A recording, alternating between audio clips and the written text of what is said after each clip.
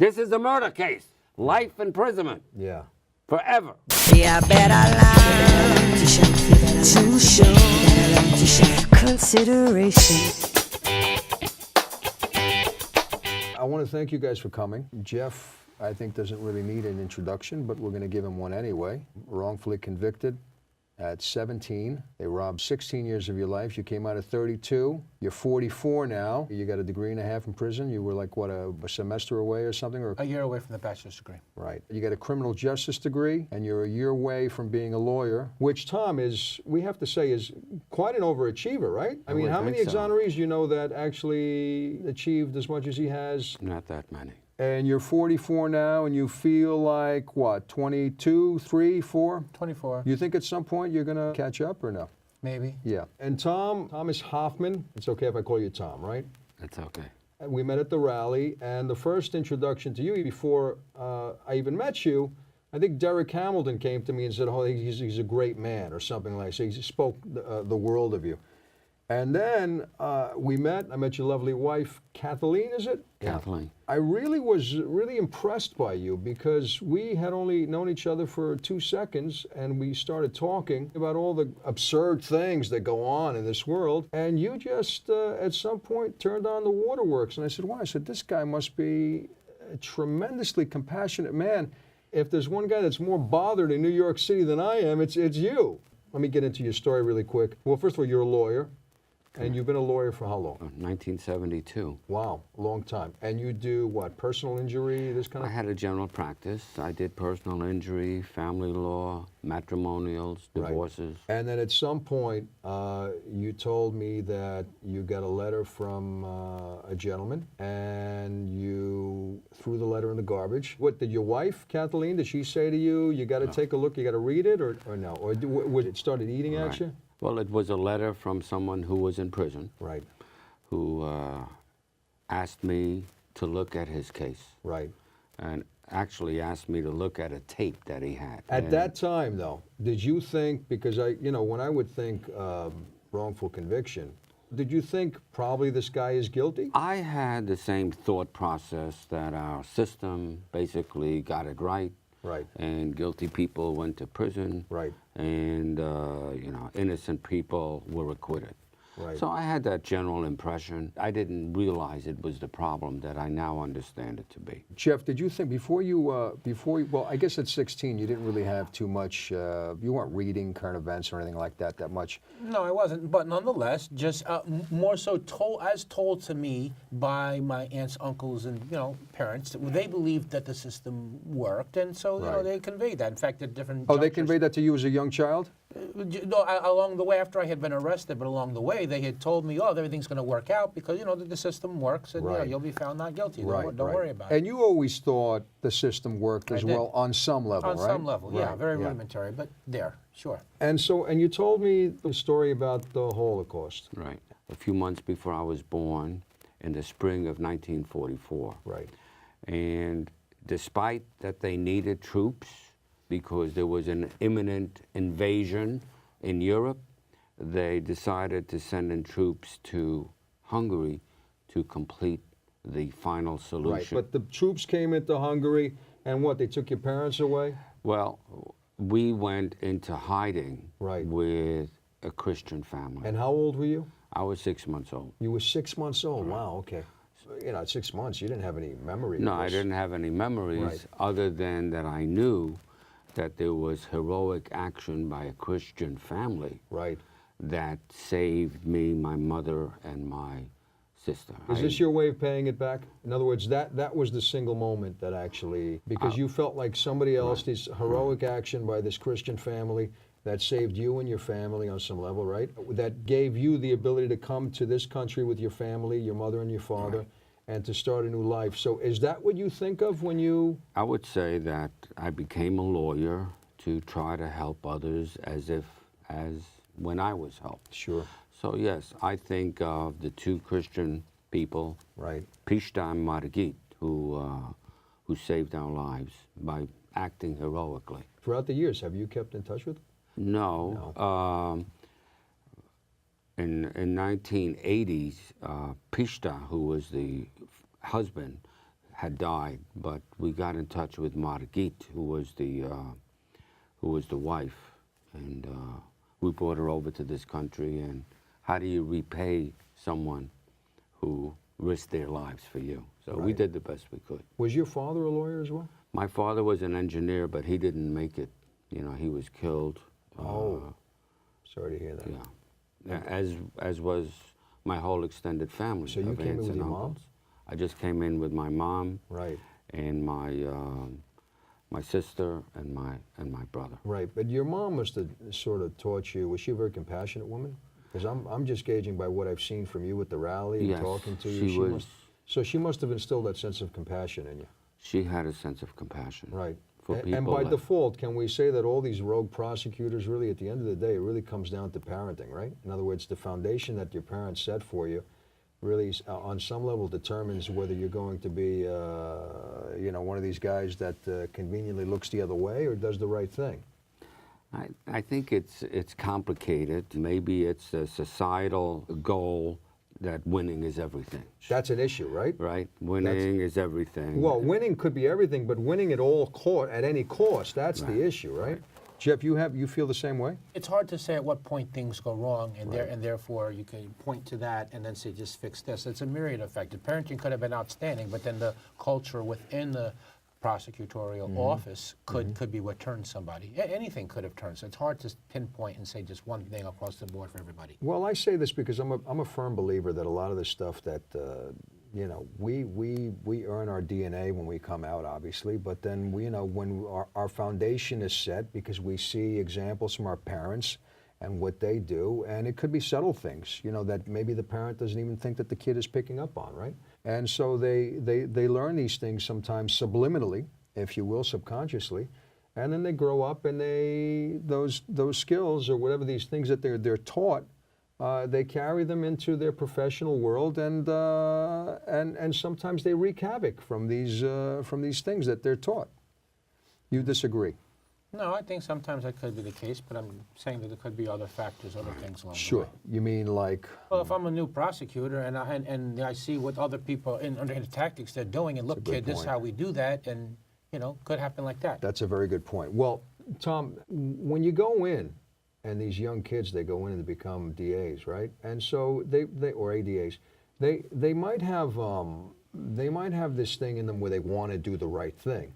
However, when they walk into a system and they realize there's a lot of wrong things that are happening, isn't a lot of it the fact that you fear about speaking out because you're going to be ostracized by the system itself? I think there is a lot of pressure in many of the prosecutors' office to win at any cost. Which is not the way justice is supposed to work. It's not the way a prosecutor should work. He should, or she should, main goal should be doing justice. So you have that pressure, you have scorecards, and unfortunately a lot of the people who go through the system are poor and people of color, and a lot of prosecutors, and they've told me that, they see that sometimes an error is made and they call it collateral damage. And that's horrible, because you can't just say somebody was wrongfully convicted and having to be collateral damage, right? You're collateral damage. Right. Do you feel that way?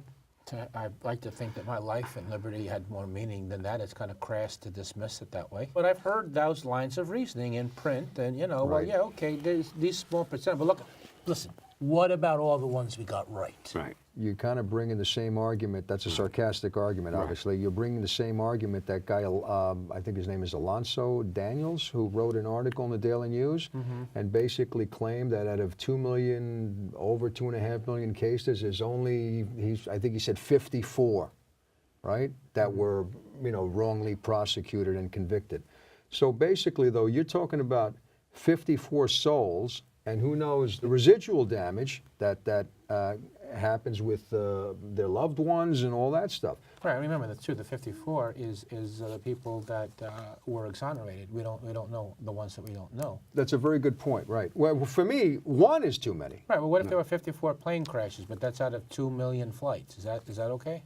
No, it's not okay. It's too much, isn't it? I just said one is I know, too much. I know, mean, I if know. one is too much, then 54 is 54 times is too many. way But out of. the number they use, the 2 million, is everyone who goes through the system. Right. We all know that most people who go through the system are guilty. Is that the Those case? questions, What kind of Sure. percentage would you put on that? 97%. Yeah, What would okay. you? What, Yeah, no, it's okay. It's We have very high. we have difference of opinion. That's what- fine. what would I you put? told you. I've before said, and I'll maintain again. My educated guess, and this is just a guess based on factors, but you can't count the wrongful convictions Right. that don't end in exoneration. Because you put it up to I think- 15, I think 20, it's so by 15 to default it's 20%. 80%? I think so. 80%. Right. Yeah, Well, he well, puts that's the fine. wrongful convictions up at 15 to 20, which normally, I think most people I've heard around 2 to 3%. Some people say- Professor Gershman the other day said it was anywhere from 8 to 10%. You go as high as 15 to 20. Is this a figure that you think at some point, if there's enough research on it, we can ever figure out? No, that's No, just an because there is- impossible thing. It's an impossible thing because you can only tally the cases that terminate in exoneration. You cannot, because if you could count the wrongful convictions without them ending in exoneration, then theoretically we could fix all of the cases then. Right. I do You agree know- that most people that are arrested are guilty. You I know- wouldn't disagree with that. You know that there are many because about half of the exonerations are due to DNA.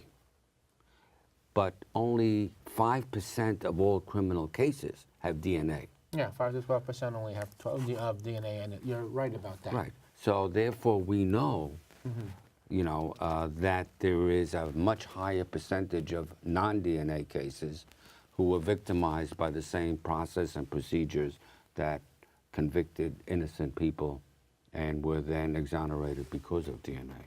Right, exactly. Which to build off of your point and add a little bit, as I know you're getting at this, is that most of the entities in the field, are innocence entities, are DNA centric. So, which the bulk of them are not options for people wrongfully convicted because there is no DNA in them, and so Right. therefore they'll categorically turn them down. I was reading the Time magazine thing that Okay. you were in. Yes. They mentioned they have a whole bunch of different technologies now, even with, it goes past fingerprints. You read about this?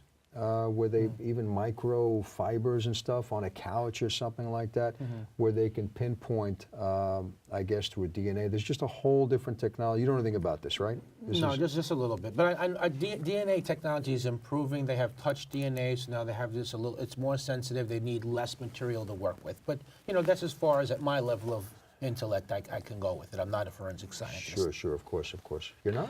No, not yet.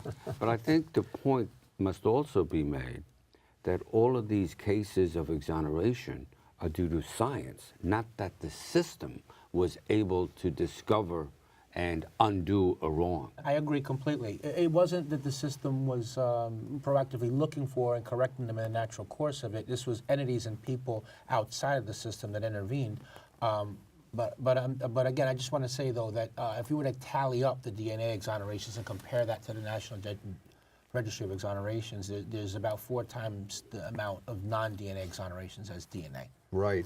But Tom's point, which I agree with, though, is it's not the system catching the errors. It's the innocence entities, the private lawyers like Tom that have Right, gotten that involved. go out and do this, Other right. people. It's not happening from proactive research by police and prosecutors, and that's scary because it's too haphazard.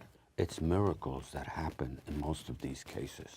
I've Where heard- things get uncovered, which you yourself, in your case, I think attribute to your exoneration to many miracles that happen. Yeah, I would agree. I would agree. No, it is the miracle, but without a lawyer to file something, if the miracle comes forward, then there's everyone plays a part. There's a lot of components. But I've the heard of- miracles are bigger. I agree with that. I've heard of situations where lawyers check for DNA. Maybe it happened to you. Oh, we don't have the DNA. And then, I don't know, 6 months, a year and a half later, oh, we have the DNA. Right. Is that corruption? Is that saying somebody behind the scenes, oh, we got to hide the DNA because they might overturn this conviction? That's part of it. I think in other instances, it's sloppy methodology. Like there is no law that mandates, for example, that evidence has to be preserved. There is no standardized evidence preservation law in a lot of states. Of course there should. There should be. Yeah, and that should be federal, not statewide. Yeah, I agree Right, with that. yeah. Completely should be national. But so part of it's that. So I think it's those two things at play. And what happens, though, in other words, when they mysteriously find the DNA after that, again, there's no repercussions for the people who lost it and mysteriously found it, right? Because there has to be some kind of a, in other words, at some point something kicks in, logic kicks in and say, well, what the fuck happened there? Why was it missing? And now all of a sudden it just came up, right? Right. The bill that we just passed, and this is kind of sort of a celebration, if you will, because they just recently passed this bill. That is basically creates a watchdog for prosecutors, right? Right.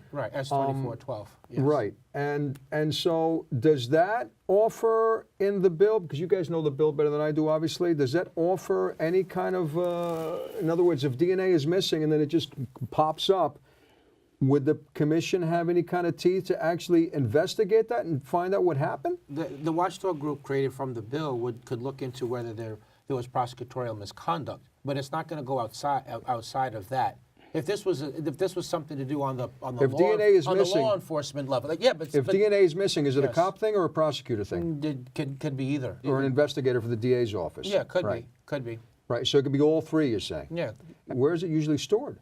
Yeah, there's evidence warehouses. Each organization, whether it's NYPD or a private investigator or the DA's office, they all have their own warehouse? I don't know the answer to that. Right. Tom? Yeah, I mean, they have different warehouses, and, you know, you had the hurricane that happened a few years ago, which destroyed one of the warehouses where they kept evidence. Really? Okay. They don't take the measures that are required to preserve complete files after a conviction. And even lawyers are not required to keep the files of their clients who've been convicted for a life sentence. Right. So they need to look at that too, where there has to be a protocol as to how this evidence gets preserved. You keep your files? Yeah, I keep my files. Okay. I mean, so this bill, I mean, just it was recently passed. We had personal conversations. I saw how elated you were. Yes. And you guys were really at the forefront. You and Bill Bastick. and Tom and Bill Bastick and Professor Gershman and Alderwoman Tiffany Garriga. And Alderwoman Tiffany, right? Garriga, right? Yes. A wonderful woman, yeah, sure. So lots of partners and lots of people in the coalition, lots of partners and allies as well that we picked up along the way. I mean, right. The total team effort for sure. And they fought it. They fought it. Sure. They're still fighting it. The prosecutors are still fighting it. Well, that's what I wanted to discuss. They're threatening to bring a lawsuit over that, which they're going to. This is from the New York Times. I mean, basically, well, the New York Times actually called it something of an odd duck in the often predictable political fault lines of Albany, that they actually got together, the Senate and the House, and they actually voted this thing in. Yeah. The Senate and the Assembly, not the House. The 11-member commission can investigate any of the state's 62 district attorneys to determine whether their conduct is unprofessional, unethical, or unlawful. The group would have broad powers to conduct hearings, compel witnesses to testify, and issue subpoenas, and request any records or materials that it deems relevant to an investigation. By the way, this is from the New York Times from Jesse McKinley. Over the last decade or so, there have been hundreds of cases that the higher courts have reversed or commented upon that the prosecutor committed misconduct. Right. Right. None of those prosecutors have ever been disciplined. They've never been, right. Or reprimanded. Right. So if you have a complaint regarding a prosecutor, you have to go to the same prosecutor's office, and a colleague looked at it, so it's not surprising that nothing ever happened. Right, so the watchdog is within the club. Right, was you within the club. You have to go to the same people that are all within the same club. Right. So now we will have an independent commission, statewide, that will look at the conduct, and maybe some will be exonerated. I'm sure most will be exonerated. Right. But those who committed misconduct need to be held accountable. The legislature agreed to amend the bill to address Governor Cuomo's concerns about its constitutionality, right? So this thing has been signed into law, right? So that was an agreement between Cuomo and the legislature. Can they actually, when it gets signed into law, as a layman's perspective, I just thought, well, it's law already. Can these guys now in the legislature just say, hey, look, as we want to keep it the way it is, or was it a private agreement? It's signed under a contingency. Oh, It's I see. chapter So they amendments. signed that into. So basically, Cuomo says you have to sign off on the fact that you're going to make these changes, and I'll sign this now. Yeah. Is that pretty much what goes on? I'm signing it now in lieu of the promise that these changes are going to be made. I see. I got you. And that's all written down on paper, right? I'm sure it is. Right. Well, that's what I'm asking. Sure. Again, the opposition, it has drawn a consistent and vociferous rebuke from the state's district attorneys who plan to sue to block it. That's a long shot, right? I mean, even Professor Gershman said, come on, that's silly. I mean, that's going to be nearly impossible to do, right? Right. Well, right. And when he made that comment, what he meant is that he doubted that a court would spend any time on it, knowing that there's going to be amendments to the bill made in January, so the suit would not be timely. Right. He'd be litigating over something that's going to change. Right. Now, when the changes are done, if they want to proceed with their lawsuit, they can at that point, and then they'll be fighting back and forth to dismiss the suit, keep going with the suit, try to, it'll be litigated, it'll be litigated at that point. Well, according to P. David Soares, who I guess is the head of the AD, the District Attorneys Association. Yeah, who's also the Albany DA, by the way. They're not really arguing the constitutionality of the bill, are they? Because they are as a means to an end. They don't want the bill, period. So whatever arguments that they can advance to end up into the result that there is no commission, that's what they're doing. So the Constitution, if we fixed all the perceived constitutional defects were changed, they would not withdraw their objection. They don't want a commission, period, no matter what. What's unfortunate is Right, but you agree with that. They don't want the it, commission, period, no matter what. Well, there are some prosecutors who understand that it's in everybody's interest to have the bad apples looked at and disciplined, Right, but and they're that not would vocalizing reduce. that. But the association in right. general, they're opposed The to the bill association- categorically. let me play devil's advocate real quick, okay? Yeah, go ahead, Pete, thank you. Let it rip. Pete David Soares says, this flawed and unconstitutional bill will unnecessarily and detrimentally interfere with the fundamental duties of our prosecutors and not bring about any meaningful oversight. Okay, so let me take that. Now, real quick though, because that's, again, from a layman's perspective, that's kind of vague for me. In other words, you have to determine how that all plays out, right? You have a judicial commission, which was created back in the 70s, Right. where judges' Right. conduct Yes. are then brought before the commission. And that's worked well. And that's because worked there's been well. hundreds, if not thousands, of Right, judges right. that have been thrown out. Not only has it worked well, but it's reduced the number of misconduct allegations because the judges know that they have to be careful and someone will be monitoring. Right. The question is that prosecutors have a higher propensity to actually commit corruption than judges. Is that correct? I don't know if it's a higher propensity. I'll say it's true because the judge... The judge doesn't have any teeth, really? He just sits there in a courtroom? He sits there and he rules. He does his conviction. How many people convicted or Right. acquitted in his He's not courtrooms part of the irrelevant. case. He's not getting a promotion depending on how cases come. Right. And so the same dynamics, the bosses, the promotions, the money, that's not the He's case. a neutral observer. Yes. Just watching everything lay out. But all the stuff that happens behind the scenes, that's really what the prosecutor does. What they're saying is that some of their discretionary Tom, real quick, decisions- you understand what I'm saying? In other words, you mentioned the whole thing that we can censure or remove judges based on this, what do you Right. call it again? The Commission on Judicial Conduct. Right. It's easier to do that with judges, and it's not so easy to do it with prosecutors? No, I would say it's as easy. We're talking about conduct which is obviously wrong. So if a prosecutor, let's say, lies to a judge or lies to the other lawyer, commits perjury, that's a wrong. That needs to be held accountable. Right. But the biggest problem is if the prosecutor withholds evidence Right. from the defendant, such as in cases that I have where someone else confesses to the crime. Right. Right? You have to turn that over. That's not a discretionary decision. That's a requirement under the law. Right. So what they're trying to do is make it a little hazy that they're going to have to make some sort of a decision, and every defendant who is unhappy with being found guilty is going to go to the commission. That's hogwash. First of all, the commission can get rid of frivolous complaints as they do with the Judicial Commission, where they get rid of 80% of what's filed by just reading the complaint. Right. Not all complaints go through a full due investigation. process or full investigation. Well, according to the concerns of Governor Cuomo, he cited a series of constitutional problems, including an expansion of the powers of the judiciary and a perceived violation of the separation of powers doctrine.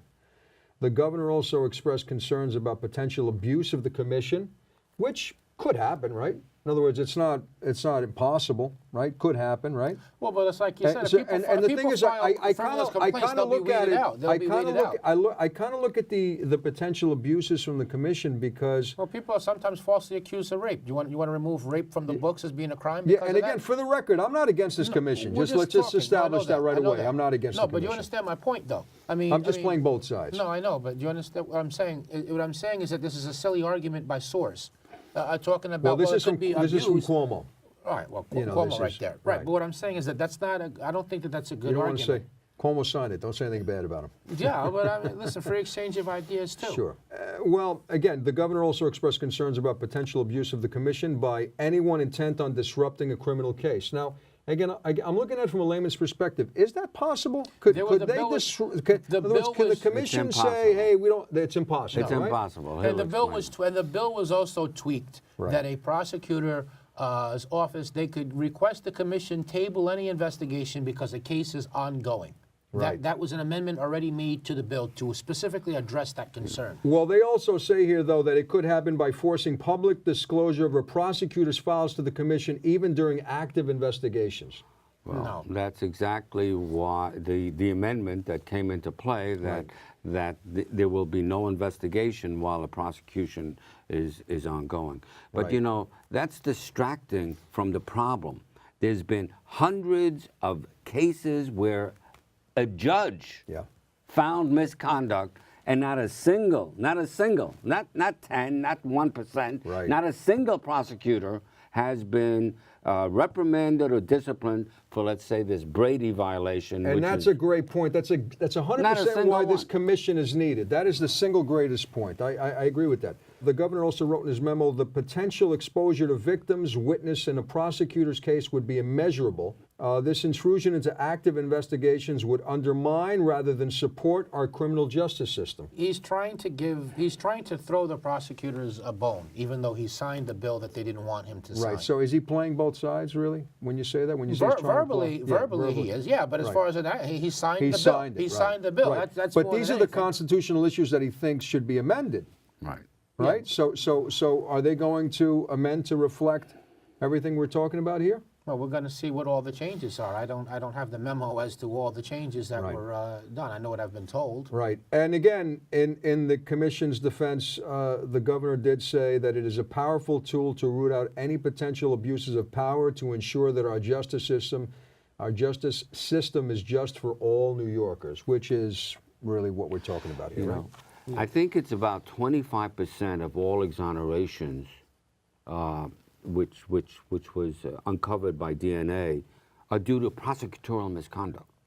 I mean, Right. we're not talking about something mild that happens. We're talking about prosecutorial misconduct that results someone going to prison for the rest of their life. Right. That's And- what we're talking about. Right. I love your passion, Tom. The way I see it is this. If a guy gets off and he committed the crime, is not as bad as a person getting wrongfully convicted and he has to serve the next 20 years of his life in prison. Yeah. And, So be it. In other words, Yeah. if this commission, for whatever reason, happens to wrongfully, commission's not gonna let somebody go, No, first of all, the commission will not result in guilty people being acquitted. First of all, the commission is there to review prosecutorial misconduct Right. allegations. That's it, period. right. Okay, now obviously when this misconduct happens and that causes an innocent person to be convicted, that's more egregious. But the commission would be concerned with prosecutorial misconduct, even if that happened in the context of a case where somebody was guilty. Right. And Tom, you agree with that, right? In other words, it's better off that somebody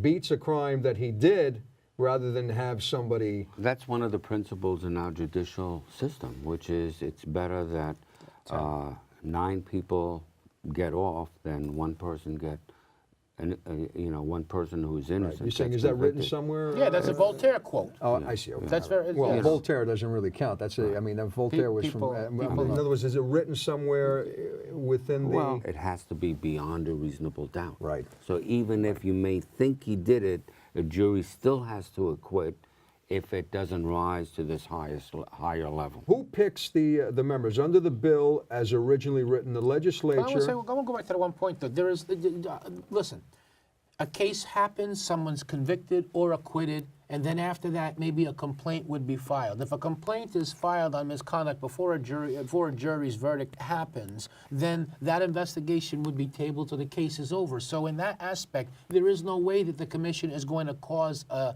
guilty person to be acquitted. Right. Just by order of operations. And will not convict or make a finding against prosecutors who don't commit wrongdoing. Right. All they have to do is not commit wrongdoing.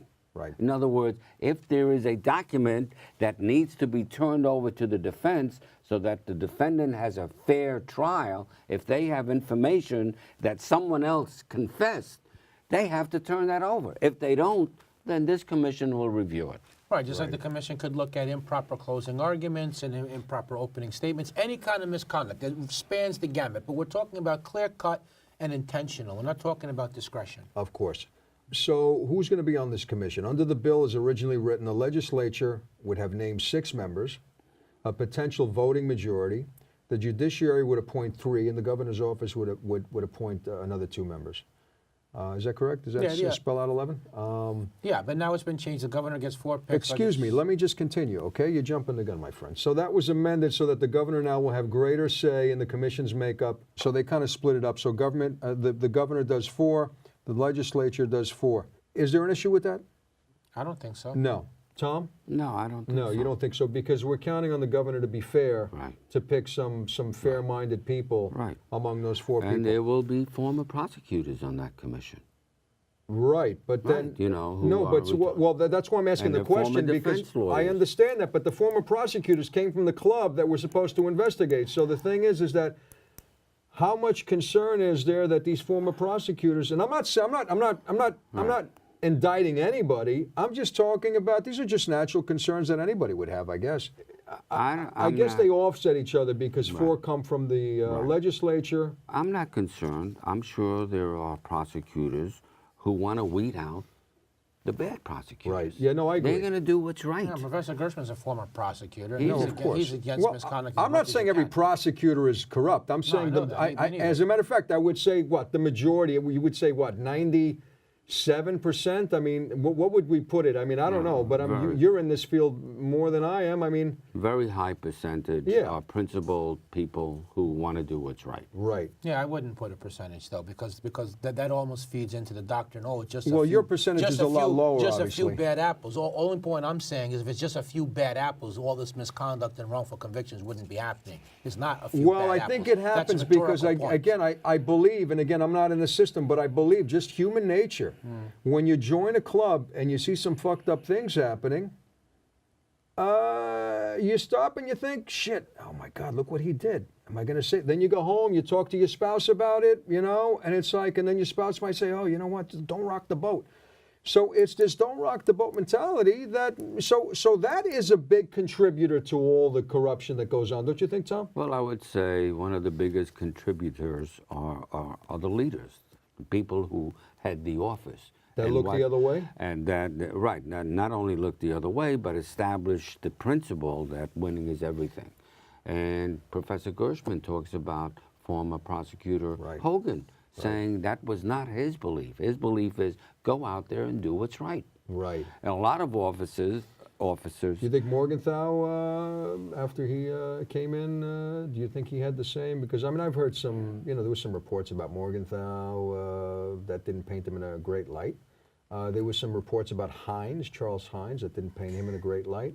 So if the light that's not painted so well comes from the very top, Well, what are that's the problem. chances of fixing Well, it? that's a problem because the prosecutors, they want to have a very high winning percentage. So when they go for re-election, they could say, "I convict 98% of the people." Right. So yes, that is a problem, and I think there's been a change since Hogan and Professor Gershman, where they feel that it's important to get all of these bad people in prison, and even though there may be some people who are brought in and who are innocent and who are wrongfully convicted.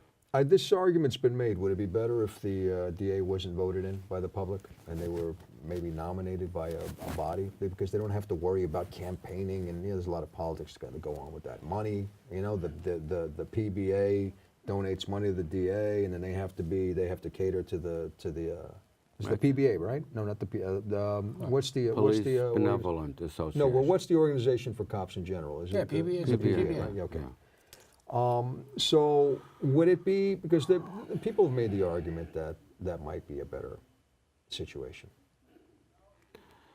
The way I see it is the better situation is whether you're appointed or whether you're elected to have principles to do what's right. You can't put your finger on a human principle. You don't know what goes on in somebody's mind. I don't know whether election or appointment is better. There's a lot of... half of one, dozen of one, six of one, half dozen or another. So you're saying there's negatives to there's negatives to that as well? Yeah, there's of course, negatives to, of course. yeah, because who's doing the appointing? Who's Right. doing the appointing? What's their motivation? And aren't they going to just try to put somebody in of the same maybe mindset? an independent commission.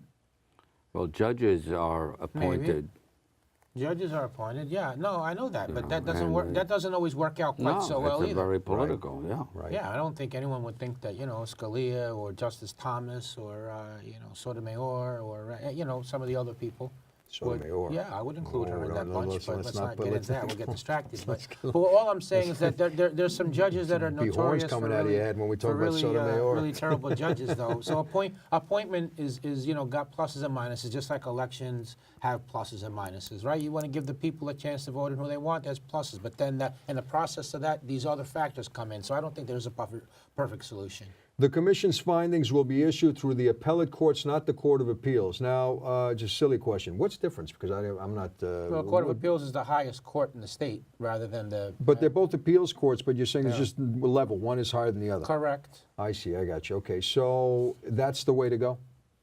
I don't have an opinion on that topic. Okay. Tom? I don't have an opinion on that. I believe the commission, just like the Judicial Commission, works well. I think this is going to work well, too. Sure. And finally, they say the amended version will prevent the commission from investigating investigations. That's the right way to go, right? We can't have a commission investigating an investigation while it's going on. You mean a prosecution or investigation? Well, when the DA sets off and they have their investigators and they go off and try to put together some kind of a case, right? They have to do an investigation. I'm assuming that's or examining ongoing cases in which no charges have been filed. That also that as well. No, I think it's important that this commission does not interfere with ongoing investigations and ongoing prosecutions. Right. There's no reason that they should interfere or interrupt an ongoing case. Right. I agree. The commission was also applauded by groups like the Legal Aid Society, which called it a crucial step, quote unquote, crucial step toward avoiding wrongful incarceration and a way to help prevent future misconduct. In other words, there would be reason for a prosecutor to pause before engaging in misconduct. There'd be a deterrent. That's what's meant by that. Whereas right now there's no deterrent, so why the hell not? Sure, of course, of course. Well, you put the fear in somebody. Yes, They're correct. gonna think twice about, right? Right, that's Don't do the crime if you can't do the time, right? That's correct. Right. I There's agree. one case I have where this information, which must be turned over to the defendant was withheld for 21 years. Wow. At least 10 ADAs, assistant district attorneys, and supervisors Right. were confronted with a decision to make as to whether to turn it over the period of 21 years, whether it's through the Freedom of Information Act, whether it's through litigation. Each one of them did not turn that over. So we're talking about a systemic problem. Right. And as Jeff says, they will now think twice before they make a decision whether to turn it over or not. And they may even say, look, Judge, I don't think I need to turn it over, but let me show it to you, and you could make the decision. Right. See, they make the decision as to whether or not to turn over favorable information. I wanted to discuss this with Sure, your case, go but ahead. I'll bring it up right now. Okay. It just drives me insane when I hear a witness said, oh, he did the crime, right? So they put her up there and she testifies, and just on that one person saying he did the crime, somebody serves 10, 15, loses 20 years of their life, right? And then they come out of the woodworks maybe a year, 2 years later, and we discover, oh, you know what, I didn't see him. The DA said they'll give me a house or they'll give me some money, whatever, this and that. Does the commission have the power to indict them? I mean, that should be criminal. Yeah, that would be a basis where they could investigate, did misconduct happen? Is All what right, this so person saying correct? If this happens all the time, why aren't the witnesses who recanted, why aren't they indicted I for think perjury? They should be. Well, most of the time, you have statute of limitation issues. So in other words, Oh, if is it something 7 happened years? 20 years ago, I Right. think it's 5. Right. So something which happened 20 years ago, you can't do anything to anybody. Ah, But there's I another see. issue also. I agree with that. But So real quick though, is that why witnesses they don't fear getting indicted? That's why they come out years later, right? No, I don't think they fear getting indicted because they're on the prosecution side and they feel. No, but when and they there's a- change though, when they say I didn't really, in other words, they go against the prosecution. When they I- change and they recant their testimony. I haven't seen anybody ever get prosecuted. that's part of it. I think the statute of limitations is part of it. But I also think that whatever situation they were in, if they were vulnerable to the prosecutor, maybe they had, they could have been prosecuted themselves. The situations changed, the passage Right. of time, Right. morality, they got to grow a conscience. But another thing, though, I want to mention, though, as to why they're not prosecuted. I mean, this is an argument why, in favor of why they should not be. Okay, our concern is, well, if you start prosecuting them, then nobody is going to come forward and tell the truth in the first place, and so. Well, if they're telling the truth, they have nothing to worry about. It's those people that are lying that are. No, I'm so saying in other words, I- it will prevent liars from lying. And, yeah, it could, but it could also prevent a liar from later coming forward to tell the truth. And so, therefore, what's later an exoneration that happens Oh, I see. maybe You're doesn't flipping it around. happen. Yeah, I got you. Yeah, so that's also a concern with some validity to it. Actually, I think there was a case a few years ago in Queens where they prosecuted someone who, committed perjury and brought false charges against someone. I know, So it but happens. here's the deal, though. When you're flipping it around, if you flip it around, can we easily resolve the situation by giving that person immunity from the crime they committed so they can come in and say the truth? That can happen. Yeah, you could give them immunity, sure. Okay, so that resolves. Yeah, That resolves. but the original point was why not prosecute witnesses who commit perjury? Yeah, because I But look, you can't say they're not going to be you're prosecuted. against that. You as an no, exoneree, listen, I think no, you would listen. be for that. I'm trying to respond to the point you raised. If you're saying give them immunity, then there is no prosecution. Give them immunity if you You flip said them, if you flip it around. But if somebody comes in and lies, Yes. and then they come say the truth, you give them immunity, right? I mean, you could. You could. Right. And what's your argument against it? My argument against it's not even my argument. I'm echoing a concern from the defense community and Sure. some people in the innocence movement. Okay, they're saying the concern when it comes to that is defense lawyers and people who exonerate the wrongfully convicted. They're concerned that if witnesses are prosecuted for perjury, who commit perjury, someone's wrongfully convicted, then later they fess up. Look, I lied. They're worried that that person's not going to come forward later, that they're not going to admit that they lied. But if they get and suddenly immunity, they're going to prison. if they get immunity, what's the difference? Then if they're given immunity, yeah. Well, Yeah. then, but then you're back to not prosecuting them at all then. But here's another Right. problem with this. Can the commission give immunity? They don't have. They don't have those. no, they don't have the no. teeth The to commission investigates misconduct. Here's It's one of not the getting problems into with this. witnesses and prosecution. do that. Right. Prosecutor's interest is to keep the conviction intact. Right. If someone recants, they attack that recanting witness. They say you're lying, Right. and even the judicial system finds recantations unreliable. Right. So the prosecutor doesn't want to work together with this recanting witness. They attack them. They call them liars. And what they said at the trial was true. So the prosecutor has no interest in finding a witness and talking to a witness who says forthrightly, you know what, I wasn't telling the truth. Sure. They don't work together with those. No, I agree. And in defense of, Mr. Soares does admit that his fellow district attorneys were not opposed to oversight and supported additional funding for existing grievance committees overseen by the state's judicial branch that monitor all lawyers involved in the criminal justice system in New York State. That's throwing good money after bad. Number one. Yeah. Number two, the grievance system does not work as is. Okay. Right. So that's why that doesn't. And- And plus, they're not equipped. First of all, they don't have the expertise. Basically, they don't have all the- subpoena power. They're not independent. They're Right. there to really. They can oversee defense lawyers, non-prosecutors. They're not equipped to deal with. Right. And the biggest thing is all the shenanigans that have happened, nobody's been held accountable. Exactly. Right. That's what I mean when I say throwing good money after bad. And Sure. complaints have been lodged with the grievance committee. In fact, Itchy, Yes, it it could can happen to you. Right. Last year, put together a complaint against the prosecutor who the higher court said committed egregious misconduct. So they took that decision, they submitted it to the local grievance committee, and the grievance committee sent a letter back in 30 days, we don't handle this stuff. As far as we know, the grievance committee has never disciplined a lawyer for a violation, Brady violation. You think you guys just got lucky and it was signed because it was an election year?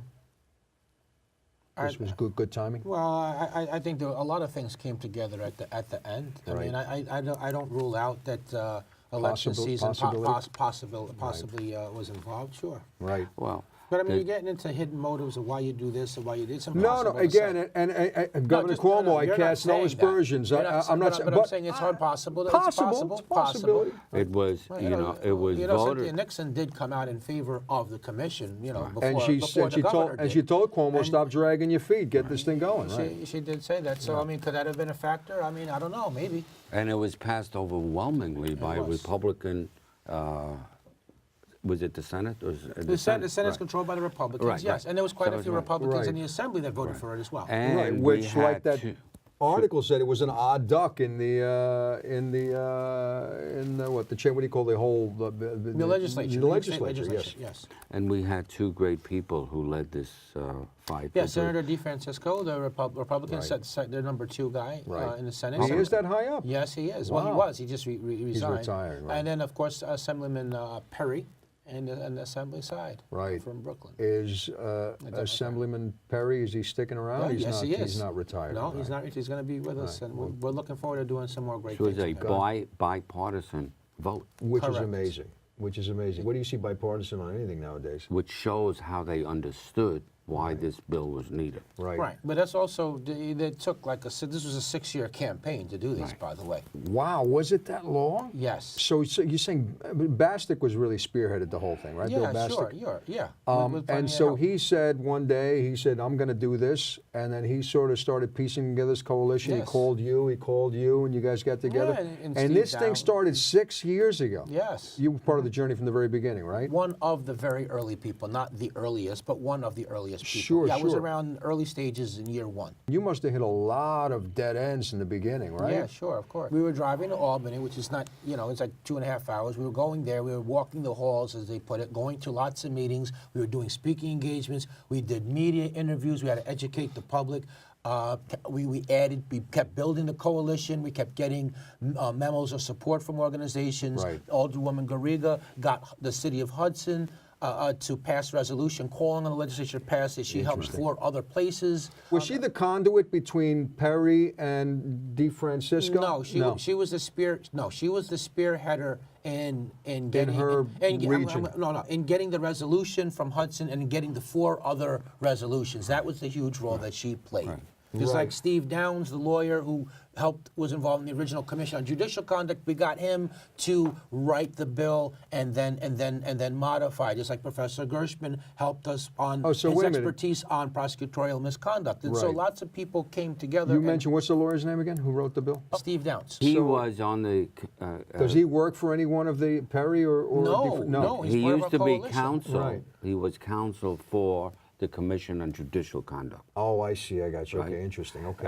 So that's what got him interested. Bill Bastick, it happened to him. He was falsely accused. Story, sure. So you know the story. Yeah. So basically, I think those 2 really started it, and then they got help from a lot of different people. Part of the coalition that Bastick put together wasn't just individuals, but he also got lots of organizations to buy in, and the organizations would send one member representing them to go to the meetings every couple of months and to participate in the monthly phone calls and everything like that. So that was a big part of it. And the whole thing was it was upstate and downstate. It was statewide. Right. And we need to add the New York State Defenders Association. Right, They were big. Which automatically you think Perry and DeFrancisco, they have their names on it. They were the ones that sat and drafted it, but it was drafted by a lawyer that was independent. And so when you drafted the bill up, were they the ones that were passionate about it? They were passionate about it. Because there's a whole bunch of legislators. Why them? Yeah, I know that for DeFran, we were talking originally. It can happen to you. We were pushing 2 bills, right? The commission, but also discovery reform. And Senator DeFrancisco told us in a meeting. I was there. And he said, look, I agree with the discovery reform. However, just like prosecutors flout the current discovery rules and Brady, you're going to get the same thing here. Why don't you go forward with the commission first, then you have an enforcement vehicle? That's when we were surprised. Well, what, this other one might have greater legs. We thought the commission was going to be a heavier lift politically than discovery. Right. But so you were going in kind of, mild, and this guy says, let's kick it up a couple notches. Yeah, exactly. God bless him. Okay. It was an example that there are many people in different walks of life, politicians, who want to do what's right. We did. This was the right thing to do. Well, I want to share something else. We did lots of op-eds. We got media publicity. We held events in Albany. We used to make sure that they used to see us. I mean, there was a lot that went into this. We did marches in the street with what can happen to you, the banners. Puerto Rican Day Parade. It was big. It was a lot of stuff. Jeff, you think money went into this too? And stuff isn't free either. Do you think that there would be more movement in the innocence movement as a whole if there were more exonerees that actually kicked it into gear and work as hard as you? Because not every exoneree. I mean, we discussed Selwyn Dace wants to open up a laundromat. Do you think that it would put more fuel into the movement? Yes. Right. And is it fair to say that you think that not everybody really pulls their fair share? Yeah, that's true, though. Yes. Yeah, in other words, yes. I know you don't want to. Everybody is. You're not slamming on anybody individually, but everybody is not all in 100% at all times, making this a center point of their life. Right. It's not. Many people are just walking other walks of life. I understand the mindset, and I've mentioned this on past shows. If that happened to me, maybe my mind would be so broken where I couldn't do anything. You become paralyzed. You become mentally paralyzed. You sit on the couch and you melt all day. So I'm not taking away anything from the guys because they suffer silently. They suffer, The problem is those people who know better. Right. Prosecutors are educated people. Right. They know better. Right. And judges, and that is another little problem. Most judges are former prosecutors from the same office as the prosecutors who appear before them. They all know better. Tom, I get the sense you'd be a good actor. Don't you get that sense? Maybe we should He's put Tom through passionate. some, because maybe we can Why put him not? in. I think we he can could, put he him in could, he the could play, if he could play the passionate lawyer. But listen, Can you do this passion though when the director yells action with all cameras and everybody looking at you? He's doing it. He's doing it right now. He's doing. There's no acting. Different. The action This is all involved, but free flow here. This there's is not. cameras and action. He has to stand in this spot, and it's a whole different I know, thing. but I want to share one other thing. I agree with Tom's point, but another angle I want to bring in. Bipartisanship, going issue by issue, the right and wrong of something, that shouldn't be this big rare thing. They also know better. It shouldn't have taken 6 years to do this. Agreed. And there was a lot of politics, and the reason it didn't get done is because of the district attorney's statewide organization, Very powerful. which in the previous 5 years went up and to Albany and said, please don't pass this bill, Right. when we thought we had it. Yeah, the last 3 years we thought this was going to happen. We got all the way to the altar, Jesus and then Christ. the bride didn't show up. We thought we were getting married. Wow, that's crazy. So basically, you were just on the edge there, thinking we're going to jump in the pool any moment now, and it Yes. just kept on. So basically, it kept on getting snatched. Tom, It's 2 years almost ago. like you sit down at a table and here's dinner, and then they pull it away, and they bring it back, and they pull it away. Tom, 2 years ago, we were told, come to the legislature, we're passing the bill. Right. And we went up there, and they didn't pass the bill, but we were told, don't go home, stay up here. Right? And none of us have any clothes or anything. Stay up here, don't go home. Right. Come back tomorrow, we're passing the bill. Wow. And the second day, they told And us. you guys, you were there a for third that too? You time, were yes. And they told us a third day, don't go home, we're doing this tomorrow. Wow. And it didn't happen. And then eventually, what? It just became this over the course of 6 years. What changed from then to now is we got resolutions from the other from the municipalities. Yonkers. And we got one from Yonkers, Hudson, Syracuse, Rochester, Albany, Rensselaer. But another thing too is building the coalition more. We got accumulated more memos of support. The Peekskill NAACP was big. Restorative Justice International came in. Innocence Project came in. Wow. So we got a lot of help too at the end. It's an amazing accomplishment. I agree. It's the first one In the country. which was in the country, Yes. and I am sure it will be replicated. And the purpose How of long do you think the- it's going to take till other states follow? Possible to say. I know that, you know. You think they will, though? we, they will. eventually, because this is the right thing we to do. want to take the commission to other states, and other, the Innocence Project is interested in taking the commission to other states. Lots of other advocates have been talking to us out of state who want us to bring. Lots of citizens or have posted comments and sent emails, bring the commission to our state. And then Right. historically, when New York passes something, often other states follow. So we're hoping that that's going to happen. So you're saying the journey is going to continue? You're saying the coalition of 1000%. people that you guys have, you're going to go this from is not a state to one state? issue. We want to go from state to State to state. state. But in addition to that, Right. we Wouldn't want it to be get. easier just to go to federal? Yeah, in a way it might, but I mean, it's not entirely clear to me that you could just go federal and then pass a law that would be binding on each state, though I don't know that that could work like that. Well, I mean, I guess, Tom, you know better, but I mean, federal is supposed to supersede everything, right? I mean, there's But this is a measure law. pertaining to state law, though. Right. Yeah, not state actors. So you when know, it comes to the Constitution more so, is that what we're talking more about? so to the Constitution. And the not- other thing too is Itchy is planning. We're going to work on discovery. We're going to pick that back up again. And listen, we're built to stay. Okay, we're going to continue to try to get as many reforms passed in New York designed to prevent wrongful conviction and false accusations. And We're not have gonna you stop. seen this thing, even after the bill is passed, because you're still working now from state by, going to other states, have you seen this coalition day by day get bigger and bigger and bigger? Well, I mean, that Everybody's kind of chilling out, enjoying the No. victory right now? No, there's a lot of strategizing and planning, and mixing that in with a little bit of decompression. Right. But I think, we're going to keep working for but sure. I think we're Good also word. surprised by the Yes. responses. I mean, it was explosive. Yes. The different responses from all across the country congratulating us. It Tom, was when you first really heard, heartening. you were with your wife at home, did you cry like a little baby? You know, I mean, you didn't must have been expect it. elated. I mean, I could see you're an emotional guy, right. you're compassionate. Were you really, Yes. you must have hit a chord. I didn't expect And by the it way, to you want to happen. cry on this show, ratings go through the roof. I didn't expect it. Did you expect it to happen this year? No. Well, you I told me 60-40. We had private conversations. You But- said 60-40 it'll pass, right? But, Is yeah, that what you put it at? Okay, Is listen. that fair to say? It's fair to say that, Right. but I want to reconcile that with what I started to say before you said that, in the sense that the Senate passed it out of left field.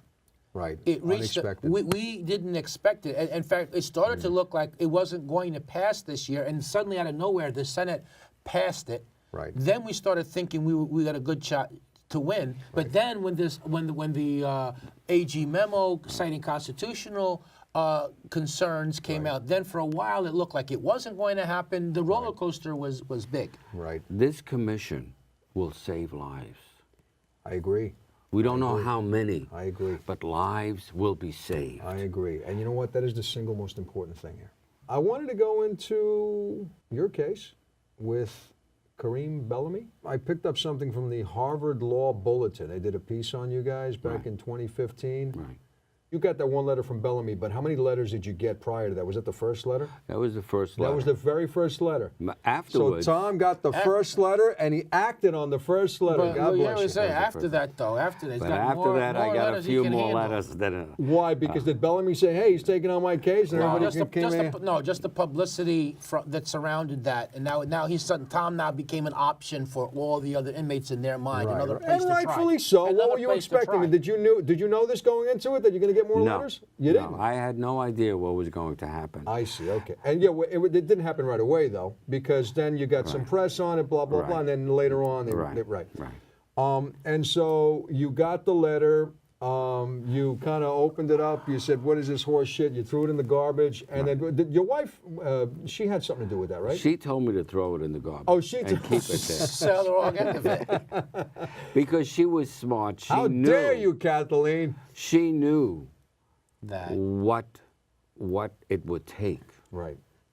to win. And by the way, in these your cases. wife's defense, I might have told you the same thing. I mean, before I learned about this world, in other words, she's totally right on some level. It's justified on some level, right? I remember after I got Mr. Bellamy's letter and I decided to take on the case. Right. Should I call him? I feel bad. I say Bellamy. You say Mr. Bellamy. Should I call him Mr. Bellamy? No, you can call him I'm Kareem. sorry, sir. Mr. Bellamy. Yes, go ahead. I called an attorney in Long Island Right. who I had known had done one of these cases. Right. And I said, look, the procedure we call it is a 440. That's the Legally It's a number that I have Legally heard. Yes. strong. Yeah. So I said, look, I'm doing a 440. Before I finished the sentence, the person couldn't stop laughing Wow. because he knew Wow. how crazy it was to undertake a case like this. Wow. No Right? kidding. There's no shot You ever go back to him? over. You ever go back and say, "Hey, I don't- asshole, remember you were laughing?" I did a survey over the previous 20 years. There were 5 non-DNA cases that won on this 440 procedure. Right. It was totally real. And Kareem Bellamy, no DNA. And there was no DNA. No DNA. There was And no so DNA. you going into it, what's in your brain? What's going on? When you hear this guy laughing, do you walk away and say, "Oh, maybe he's laughing for a good reason"? Right. Well, exonerations, as Jeff knows, is a spiritual process. Wow. And- It's an interesting term you put to it, yeah. And it's amazing how many people you meet and encounter. Right. And one of the things I did, I knew that this was something an individual could not handle. Right. So I wrote my own letters to 50 law firms, the largest law firms. That's what I was gonna Right, get right. to. That's what I was got gonna a get New to. York Law Journal, says the top 50 law firms. So I wrote a letter to each one of them. Right. And you said to me, out of the 50, there was only one, There was one. that came to the table. That came and Now, said, real quick, the question is, what does that say about human behavior? And is it fair to say that the 49 other law firms, they say, you know what, we're not going to waste time or money on this because it's a lost cause, just like the other guy was laughing, right? a lot of the large law firms have very good pro bono departments. Right. This was Skadden Arps that No, that it came was to the table, right? Cravat, Swain Moore. Oh, okay, all right, Right, good. right. And they're not used to handling criminal cases, especially, representing a criminal. so to speak. When you went through that process, were you aggravated? You must have been aggravated because you send it out to 50 law firms and they're not getting back to you. It must have been a tremendously aggravating process, right? It was a low expectation. But Right. you could imagine when I finally got this call from Darren McAtee, Right. and I think I mentioned it, it was a couple of days before Christmas, and my wife was working with me, and we had a little conference room, and she said, Darren McAtee from Cravat Swain Moore is calling. It's still emotional, Wow. because I knew what that meant. So I got rid of the tears. Me and my wife You can danced keep on around crying, by the way. It's all good. danced around the conference table, and then as calmly as possible, I picked up the phone and said, "May I help you?" And Mr. McAtee said, "I'm not promising anything. I'm not promising, but I will take a look at the case." Right. And by the way, Tom, when I goof on you about the tears, That's okay. I'm not slamming you. No, I know. I love your tears. I say this because I'm very compassionate towards you and thank your you. plight and what you went through with Bellamy, and I see the moment I met you, I see a wonderful human being in front of me. I got the sense immediately. And this was a firm that spent over $5 million in time, Right. half yeah. a million dollars in out of pocket. Right. For the appeal, they sent the #1 lawyer in the country, appellate lawyer, Ivan Chesler, who got up, and I'll say this, I said it was a spiritual journey. So this Ivan Chesler, who is the top appellate lawyer in the country, I mean, dozens of Supreme Court cases and circuit court cases, and he gets up and he says, and everybody knew who he was, and says, "My name is Evan Chesler." This is another emotional moment. I represent Kareem Bellamy. A schnook from Far Rockaway. And when I Right. say schnook, Right. you know, You put it in quotes. Yes, only in America, I believe, would something like that happen. You know, I want to comment on this Court TV video of Right. the moment he got convicted. Now, Right. again, from my perspective, when you watch that, You know, saw like it? yes, I did. Oh, good. Yes, I did. You know, watching Jeff's reaction when he got indicted, I'd say, oh, maybe the guy's guilty. But when you watch Kareem Bellamy, you're like, it throws a red flag right in your psyche. It's like, wow, why is this guy reacting like that? Does he know something that we don't know? Guilty.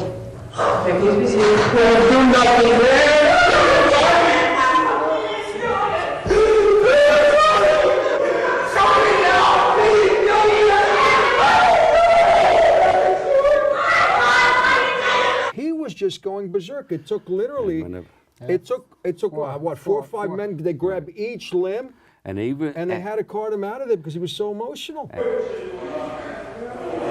and every time a juror, they had to answer, you know, whether or not they said guilty or not guilty. And every time they said guilty, he shouted, "I didn't do it." 12 Right. times, "I Right. didn't do it. I Right. didn't do it."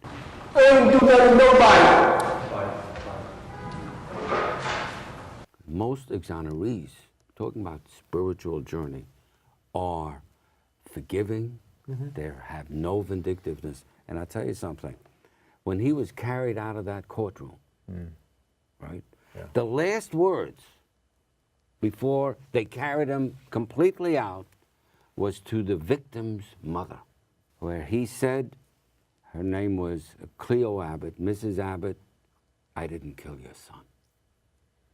That That's was touching. You know, more I got a little- important than what the fate that he was facing.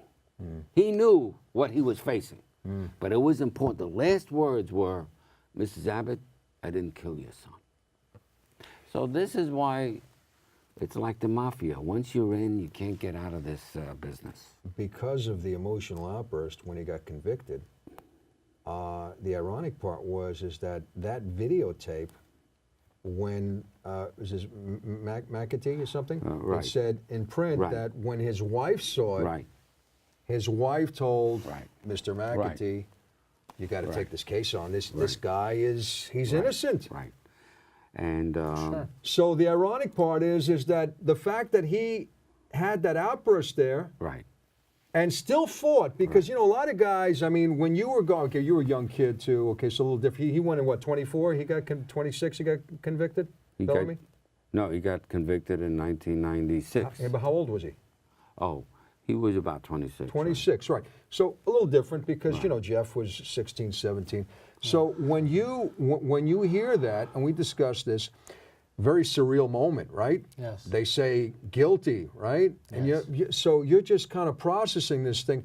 Very different reaction. Is it because you were just in shock? You were in shock. You didn't know Yes. what the hell was going on, right? So Yes. you just kind of froze, right? Yes.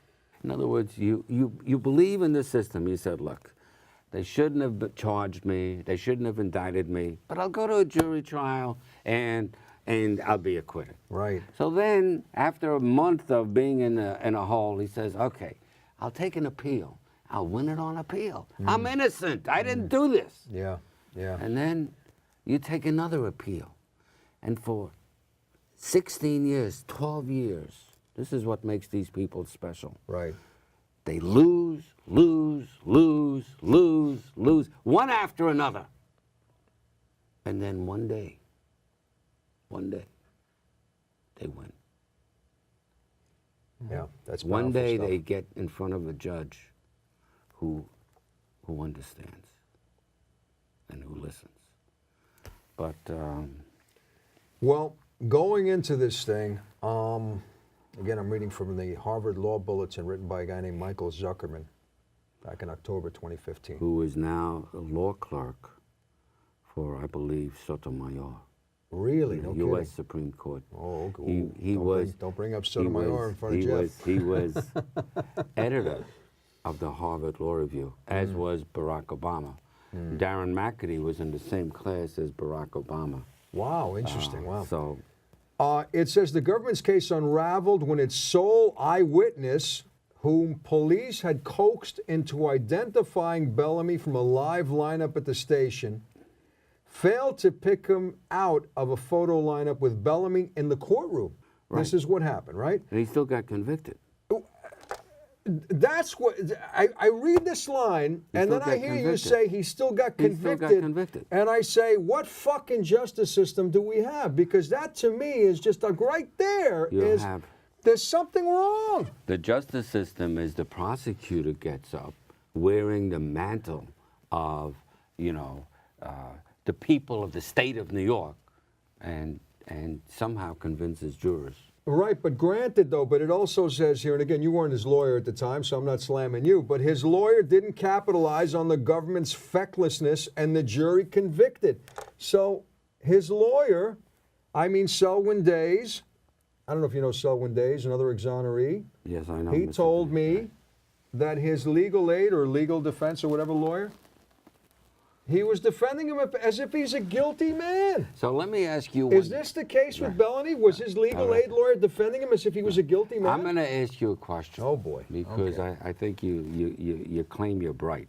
Hold on, wait a minute. I never claimed I was bright, Tom. That was I a never joke. claimed That I was a was joke. bright. Okay? That was a joke. I told Jeff I the wanna other say, day that that was he's a way joke. smarter That than was me. a I joke. told you this yesterday, right? So I'm going to Okay. ask you a I'm question. not a bright well, guy. I'm going by to see any how stroke bright of the you are. I'm Oh, going to see. shit, I'm going to see how bright you are. I'm on the hot seat. I'm going Go to ahead. see. Yeah, How this dare is. you, This is. Tom. I want to check your Shit, intelligence. man. Jesus, come on. So the defense lawyer Yes. had the case from May of 1995. Yes. Which was when there was an indictment. Yes. The trial was the following year. Yes. Right? 96. November right? 96. Is that So- right? Right. So here's the question.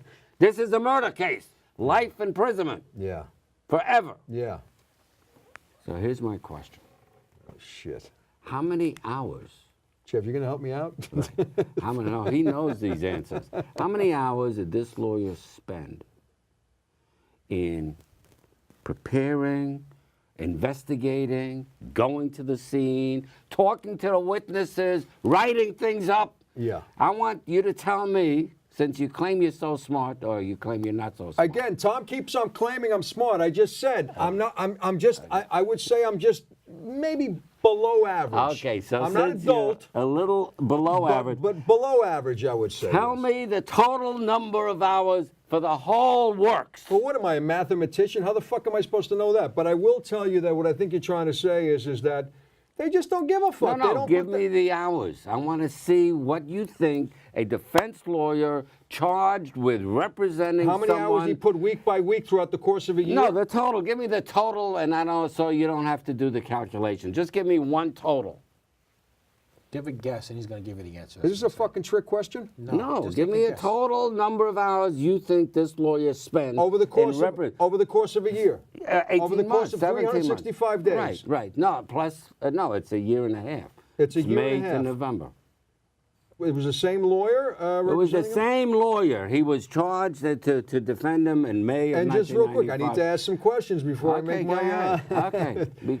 So is the legal aid, is it just one lawyer that's going to work on that case, or does legal aid work on other cases as in well? homicide cases, private lawyers get appointed and they get paid by the hour. And one of the problems is they didn't get paid that much by the hour. Yeah, but in was this a case, this private wasn't legal lawyer. aid, you say? No, it was a private lawyer who got paid by the state I based see. on. And what do they pay him? What do they At pay him that by the hour? time, it was very, very. It Like was what, 20 bucks an 25 hour? Yeah, 25 bucks an and hour. $40 in court. Okay. Okay, now And you so got you're asking me... So we have its timesheet, so we know exactly how many hours he spent over Right. 17 months. Well, look, again, I'm not a mathematician, Okay. and Tom, you put me on the spot. I resent you for it, but it's okay. We're still friends, no love lost. Okay. But I think your point that you're trying to make is that he didn't put the man hour into it to go. That's the main point. Right. How many hours? Again, from a layman's So perspective. you know it's a lower figure. So give me well, a look, lower I mean, figure. if we're, I I'm wouldn't have gauging asked you that if it's 3,000 hours, right? Yes, Okay. I'm gauging it by a standard 40-hour work week. Right. Okay, so you got a calculator on you? No, you didn't bring a Well, calculator with forget you. the calculator. I'll give it to you. 40 times 52. all right. 40 times 50 is. How many hours anyway, is how many lawyer hours? spent? 11 hours over 17 months. How could that be? How could that be, Tom?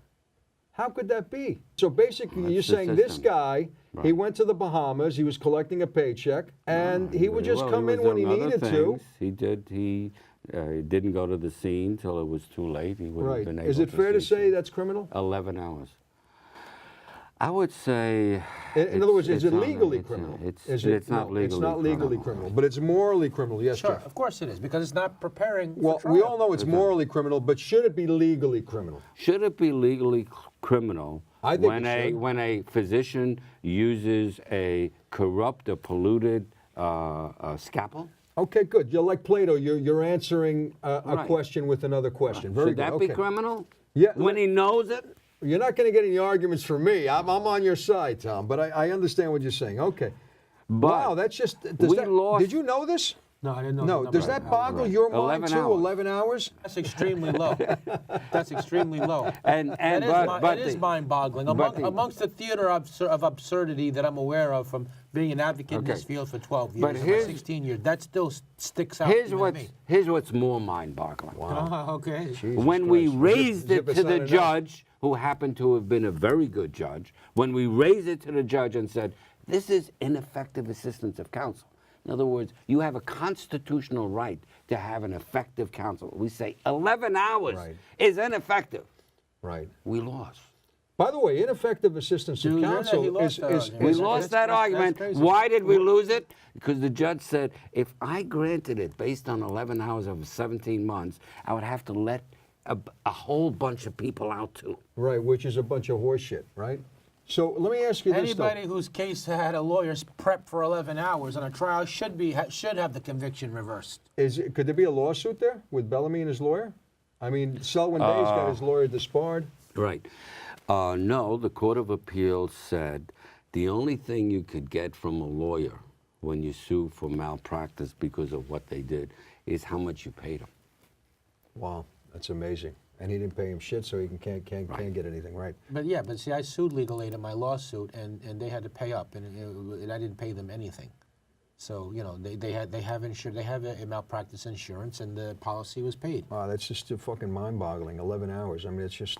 Can he get disbarred?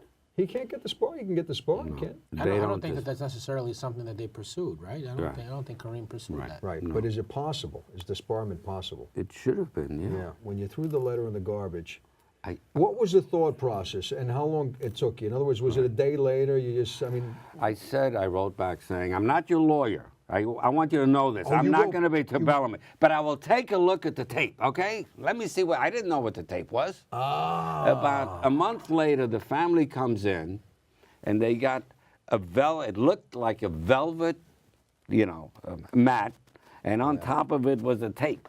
So I said, wait a minute. Don't give me any originals. I just want a copy. So once I saw the tape, I saw what you saw, wow. and I knew something was wrong.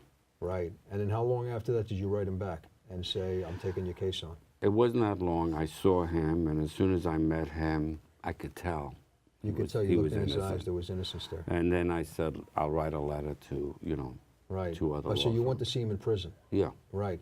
So when he heard that, you're going to get emotional. I'm getting emotional too. Right. Don't make me cry. I'm a grown man, Tom. Well, But when you went to go see him, It when was- you went to go see him and you said to him those words, I will write on your behalf and I will Right. support you.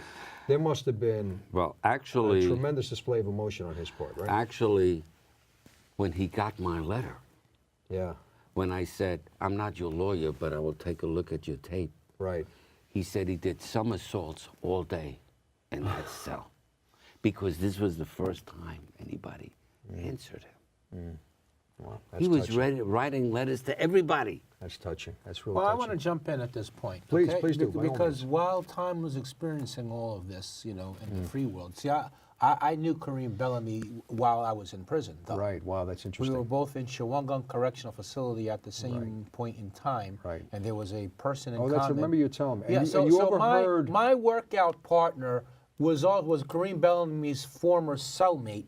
And so when I would go out to work out with my workout partner, Bellamy would also come out. And while I'm working out with Bellamy's also talking to his former cellmate.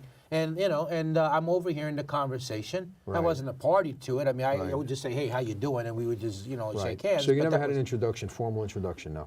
No. No. Well, what do you mean by that, though? I mean, Hello, I'm Jeff. yeah, this is that was Kareem, this kind of thing. Yeah, what do you mean? that happened, Yeah. but that was the extent of it. But Right. the most I ever said to Bellamy was, "Hey, how you doing?" Whenever I would see him, but he would have conversation with, but I would hear him talking about different violations that happened and withholding this information and that. I would hear him talking about that, and sometimes I wonder, I wonder if what he's saying is true or not. Right. Because certainly withholding information would be consistent with somebody innocent. Well, Tom was able to look in his eyes, but and at that time you didn't see the video, obviously, No, of of him course when he not. got convicted, right? No. Right. As you were going through it and you were listening to his stories, because you were innocent as well, But right? in time, I started to think maybe there's something there because Jesus Christ now. He's how many talking weeks, about how it many over and months? over again? Yeah, I mean, how long Right. is he going to keep going on and on with this if it's not there's not something to it? And you were in the same boat, weren't you? Yeah, you sure. kept on saying, "I'm innocent, I'm innocent, Yeah, I'm but innocent." not to other. Yeah, of course, but not to other inmates. Not to other inmates. He was a little bit more vocal about it. You said. Yeah, well, just to this one person that I happen to have. Oh, I known. see. Because you used to work out with a cellmate. I Yes, got his you. former cellmate, Interesting. yeah. Wow. When you were there and he was next to you, or close by, or in the same yeah, institution. yeah. Didn't you feel on some level like I want to go talk to this guy because maybe we have something in common and there would be a bonding moment, some kind of simpatico there? Yeah, there was a certain point in time where I felt that could be the case, sure, and I wanted to, but I didn't because I was there for. First of all, I didn't know he was. And you still had the doubt? You had the I started doubt? to think the guy might be innocent, Right. but I hadn't looked at his paperwork to make that assessment. And then on top Interesting. of that, I don't want to draw attention to myself. I'm there for a murder and a rape. So I don't want other inmates to know that, and that could Got it. happen if I talk with him. Got it. But let's complete the circle. Sure. Jeff gets exonerated Yeah. years before Kareem did. Kareem gets exonerated. He served 14 years, right? Yeah. Yeah. He had no place to go live. Right. He was Well, from Far Rockaway. That wasn't too far from your case, too, on some level. And, Right. and he needed a place to live. Right. So I'll ask you another question. Yeah. You put him up? Who put him up? not me. Right. It's somebody not who is not me. You're asking me all these trick questions. How the fuck am I supposed to know who put them up? Take a little guess. I'll give you a hint. It's somebody in this room. Somebody in this room. Well, I just did. Jeff Descovich You put him up? had an apartment that he allowed Wow. exonerees making a transition. This is coming And full Kareem circle. Bellamy, talking about a full circle, Wow. went there, had no place to live, and Jeff allowed him to stay there in Washington Heights Wow. About a year and a half. about a You year let and a him half. stay for you. Was he a good roommate? He didn't stay with me. I wasn't living Oh, there. I Right. see. Okay. No, the foundation had an Oh, apartment, I two-bedroom see. I got apartment. you, I got you, You I know, got you. which we had as a pilot at that time. Right. Hoping Are to you get more friends with funding. Bellamy? Yes. You are. You Yes. guys talk? Yes. What, every month, every week, every No, 6 months? No, well, it's Not so much it's anymore. Not so much anymore. But Everybody goes their separate ways, I but understand at that. one time, we used to talk every month, and I see. I'd say we chat maybe every two And and a were half to 3 there months. moments where he would lean on you and you guys would talk, and just the talking was a sense of support there, like-minded person? Yeah, I mean, you sure. went through the same thing. So that kind of helped him as well, right? Yeah, it did. But I also want to say, Kareem was very active, and it can happen to you in the early years. I used to frequently Interesting. accompany me on Okay. the long trips making to Albany. So Is yeah. it fair to say that Kareem is one of the exonerees that actually put some effort into getting things done? Yeah, sure. Yeah. But in the early years, not early so years. much later on. But Right, yeah. right. They, listen, but at the end when we needed him for a key appearance, he came through. But what a great story.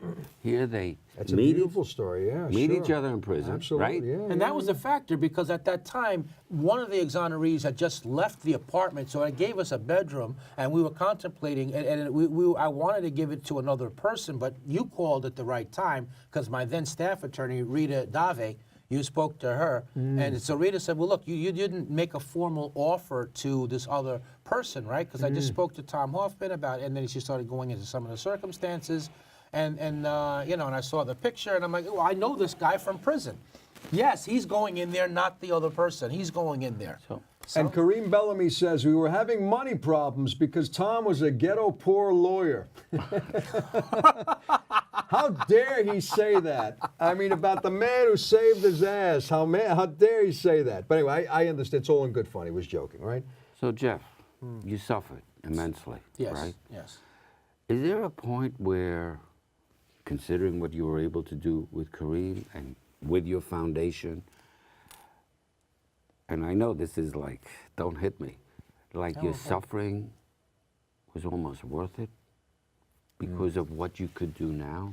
Yeah, I would say that. We've had Yes. personal conversations. Yeah, about I it. would you say had that. that I would say, conversation. yeah, I would say that. Yeah, I find meaning in this. I believe I'm doing in the world what I meant to do, and I want to just share, that we had the apartment for 3.5 years as a pilot to try to get more funding to do more of that, but we didn't get the funding, and I had to close. But we would love nothing better than to again have housing for exonerees. That remains a problem to this day, because when people are exonerated and released, they're released with nothing. I do want to mention, because I've asked other exonerees, all these guys get out and they believe in God, right? And, from my perspective, I ask, how could you believe in God where was God when you got convicted? Where was God when you got indicted? And so, I think we've had this where we brought religion into it. You believe in God, right? do, You're a religious yes. person.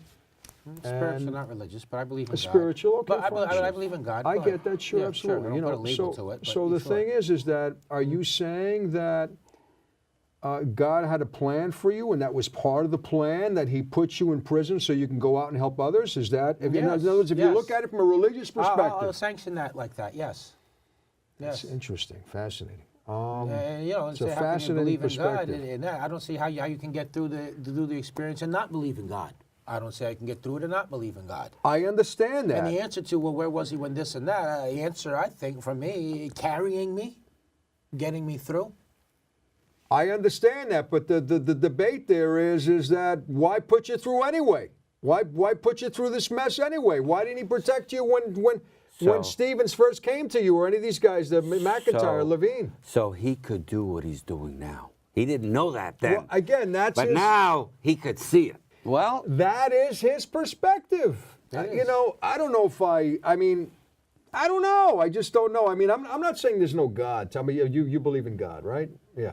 I believe in a higher power. I believe in a higher power on some level too. I just I don't know. I haven't seen, I'm just looking at it logically. I haven't seen any proof of anything, any strong, substantial proof. And frankly, you see Exonerations. All of these exonerations. I know are that, but miracles. They're miracles. They're miracles. Yes, sir. All of these if you don't believe in miracles, talk to Jeff about how his wrongful conviction was undone. I know, but the debate is, if we're going to say that there's just 2% of the 2.3 million incarcerated from coast to coast that are wrongly convicted, what happened to their miracles? That's 46,000 people that are suffering right now. Why are they suffering, and where's God to get them out? That's the debate. Is that a good debate? It's a good debate, but I don't know if there's an answer. This is a good debate, but I don't know that there's an yeah, it's answer a to good it. debate. Do you think? I don't know Because that we there's an don't answer know. to Well, it's a logical point. No, I understand. In other words, my logical point but- supersedes on some level your logical point. In a sense, but what I'm saying is that there's no answer to what you're saying. It's beyond my comprehension to know the answer. I agree. To That's the great one thing. questions Okay. that you're asking. I Is don't that think we all any agree of on us, that? I think Yeah, any of it's us know beyond the our answer. comprehension. That's right. Okay, so let's move on. Okay, Soon McAtee was immersed in his first ever criminal case, knocking on doors in blighted Far Rockaway and heading up to Shawangunk to meet his new client. Now, this guy is from a white-collar firm, Kravitz, Swain, and Moore. And we go to Far Rockaway. And those guys, the guys that in Skadden Arps, they don't do any of this grunt work, do they? So this That's guy why. really. Right. That's what I'm saying. I'm trying to shine a spotlight on the guy of how committed, how devoted he was, because they stay in their offices and big high-powered offices. So I take my hat off to this guy. What's his name again? McAtee. Darren McAtee, and we Darren had a McAtee. whole team. We had probably. Well, that's what I'm getting to. It says here, Kravitz would end up pouring, you mentioned this before, $5 million in pro bono hours and costs into the case. And at its height, McAtee says it was the equivalent of a major case for any big corporate client, with two Kravitz partners, Anthony Ryan. McAtee and his friend Anthony Ryan, as well as 6 associates and 2 private investigators working full-time. It's fair to say that they put more than 11 hours into this case, right? Okay. That was the so- best one of the day. Very Yeah, good. that was the line of the good. day right there. Okay. We had 20 But this hours. also, then. but just that amount of resources, financial. We mentioned the $500,000 out of pocket, $5 million. This was part of the brilliance of Tom, though. The idea of recruiting help to help him, not trying to do all of that on his own. Right. The first meeting he had, McAtee, I guess, with Bellamy, he described him as a shy, but a very warm individual with a sense of humor, possibly having to return. So can you imagine you have this weight on top of you that you might have to return for prison to prison life, right? To prison for life, right? So this is obviously. Why would he say that? In other words, this was after he got out?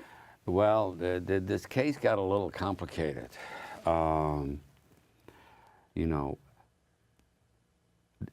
Early on, we got him out because of this miracle of the real killer. We know who the real killer is. Right, that's The been real- found. Right. Right. Yeah. Was confessed to this guy, Mike Green. Right.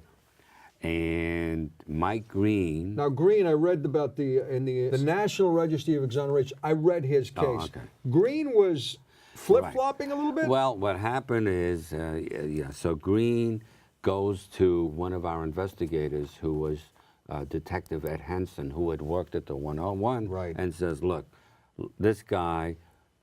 And by the way, Green also worked as a snitch for Right. lack of a better word, for Right, this guy, right, the detective, right? So this same person who confessed to him 16 years later was the same person identified within a week of the murder, and the police never even questioned him. Right. Well, that was in the report, yes. Questioned him. Absurd. Absurd. So, but what happened is we are dealing with a confidential informant, and then the confidential informant decides to then try to get some money from us, and he makes a phony tape up saying that it's this guy Levon, this real killer. Right. And by the It way, turns out it was phony, and then they put him back in. I'm backtracking, but it does say here that they logged well over 500 hours, culling nearly 30,000 pages of discovery, prepping for and attending depositions and hearings, working on various discovery motions, all while, and this is, I guess, the kid, you had a kid working for you? Yeah. What was the kid's name? Jonathan Hiles. Right, right. All while completing his second year, I guess, in Right. whatever his second year of law. Right. On that level, I guess I could, because I always think, you know, with all due respect, I always think lawyers they get paid way too much for, Right. you know. But when you look at the work that's involved and the man hours, right, and you got to pour over tons of. How would you describe putting a 440 together and going through a 440 process? You've done it. I mean, it's, well, this one case I'm handling since May, Huge I put in 5 to 8 hours It's a just about backbreaking- every day. It's a backbreaking It's a endeavor. backbreaker, endeavor. you know, there's Right. thousands, and it's really a lot of work. When you and pour over the stuff, does the mind at some point just get like, you just get a little fuzzy because there's just so many words, You it's know- just a sea of words. You know, like with Bellamy, when you look at the court TV tape, you know, nothing fit. The guy isn't identifying Right. number 2 and not Right. number 1, which is So that Bellamy. always drove you to Nothing. say. So eventually, the puzzle comes together, Right. and you figure it out. It does say here that you guys are like a tight-knit family, huh? I mean, this is would you consider Bellamy as like you're friends with the guy, right? Yes, you know, I More than speak friends, to I mean. him. Yeah, I speak You to speak to him him, and I regularly? try to help him. And even the other gentleman, integrate. Hiles, Jonathan Hiles. Jonathan Hiles, We're very- and even McAtee as well. Even And, all- McAtee. and do you guys get and together? Anthony Ryan. And Anthony We Ryan? did a couple of years ago. We had Right. a little meeting. It was incredible. And, Right. you know, we had Diane Messina, Greg Batchelor, and I should say, and I think I should say something on Bellamy. So here, as the prosecution case is unraveling, they start making offers, right? So listen, you got 25 to life. We're going to make it 20 to life. No, he's not going to take it. We're going to make it 15 to life. Just say you did it. He's not, doesn't take it. You could leave now. Just say you did something. He wouldn't take it. Well, it says here, And anger that's comes through when he discusses the state's attempts to use, quote unquote, use Kareem's fear of dying in prison to extort a face-saving plea for them, and pride when he discusses his refusal to not take the deal, right? Obviously. So this is what's called the Alford plea. Right. And it's a judicial dance. Real quick, how many times did they come with how many times did they throw an Alfred plea at him while he was in prison? Well, no, that was the last one. That was the last one they offered. No. They didn't throw many deals while he was in prison? No, oh, no, you're saying no, this no. is before. No, Oh, no, I see. right. No, this is just before. Oh, I thought- Before a decision is made by the judge, right? Right. So he doesn't know if he's going to win or lose the case. So they do this Alford plea. What the Alford plea is this. So this is before the conviction is overturned. Before the conviction is overturned. But while he's still in prison. While he's still in prison, they right. say, look, you can get out. All you have to do, and it's hard to explain the Alford plea. Say you did it, but you didn't do it. No, I know it's a Right. a contradiction. Right. I did it, but I didn't do Yeah, it. the I Alford did it, plea but they. says- it's like you're telling the it's judge, like, I I'm innocent, I but- didn't do it, but I recognize that there is a sufficient evidence on the other side that I could be convicted if I contested this, and I want to avoid the I exposure think if to the we greater want to punishment. simplify, we say I'm innocent, but put down that I'm guilty. Right. That's Something really what like the that, Alford right. plea is. Yes. I take my hat off to you, Kareem. I mean, it takes a tremendous amount of integrity to do and strength Yes. to do that because And believe in a system that put him in prison for something he didn't do.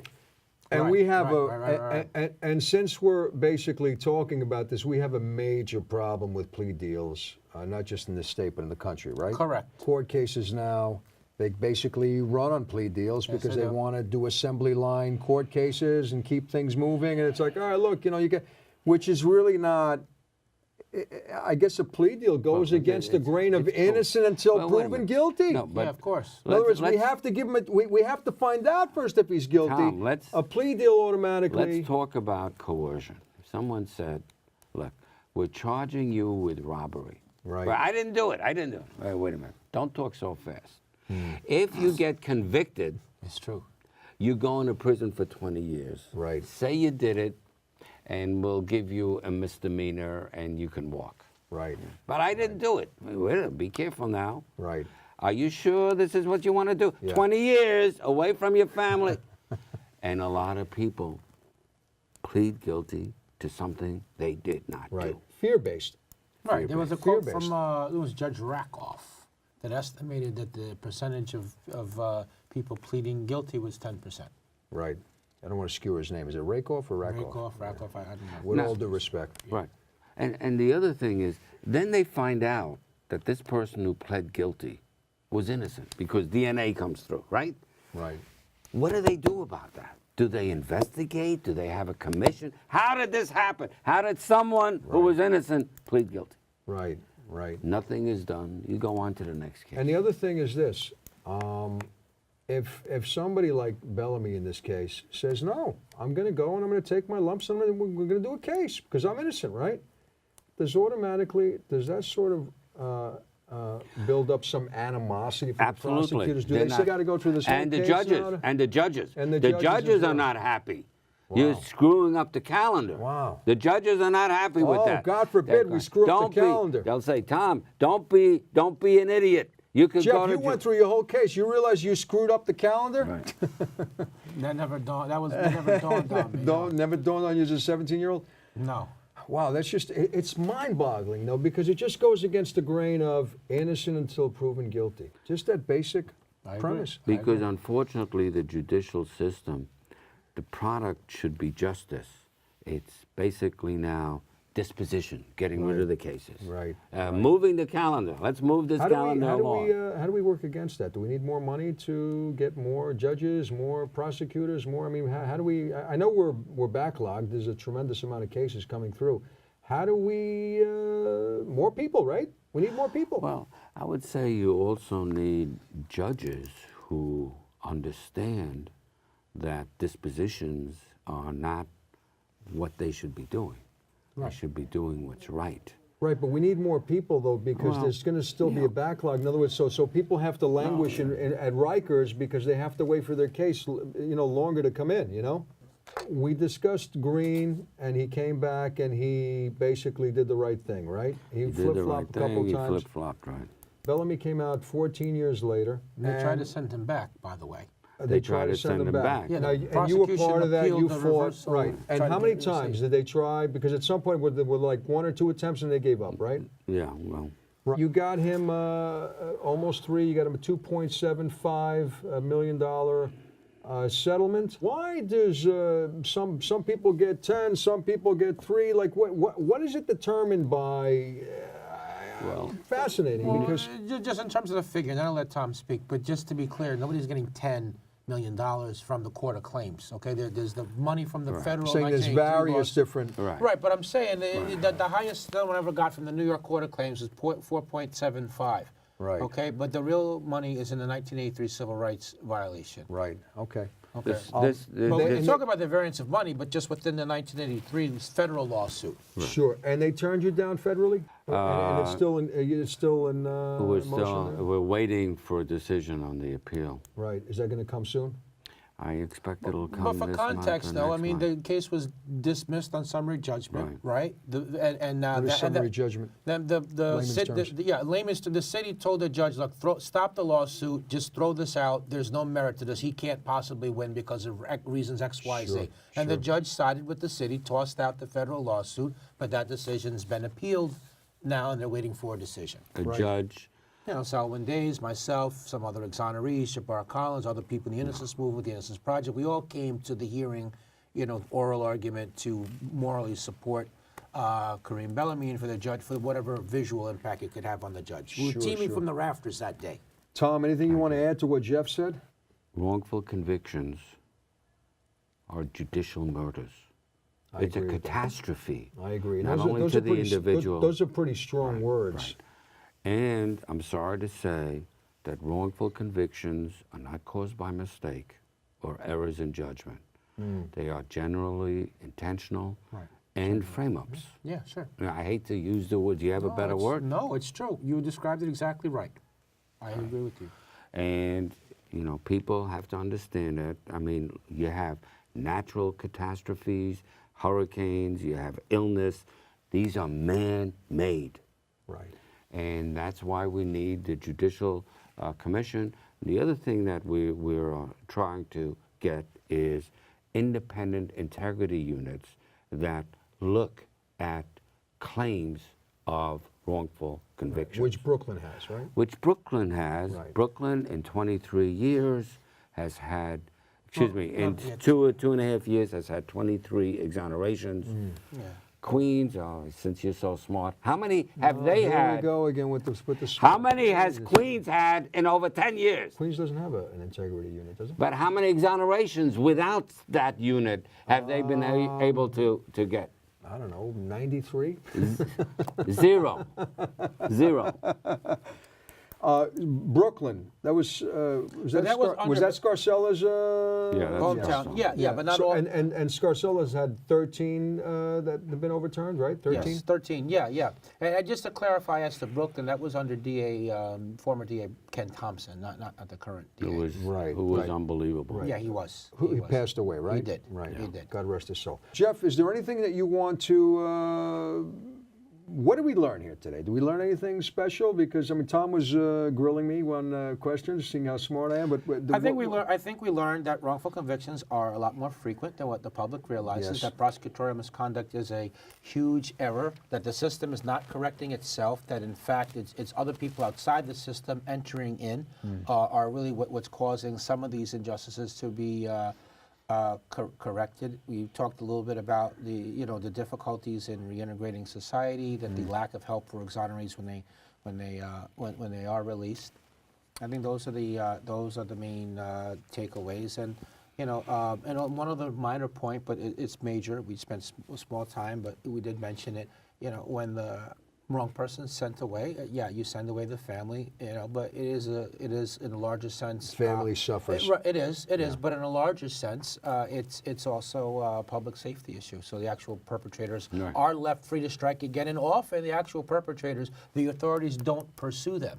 Right. Especially in the non-DNA cases, they don't pursue and bring a case, even though there was one to be made. Tom? I want to thank you first. No, for don't giving thank us- me. For giving us this forum. Tom, listen, I want to thank you because, again, when I met you, I recognized the kind of person you are, and you're a rarity. You're actually a pearl in a sea of shit, if I may say so.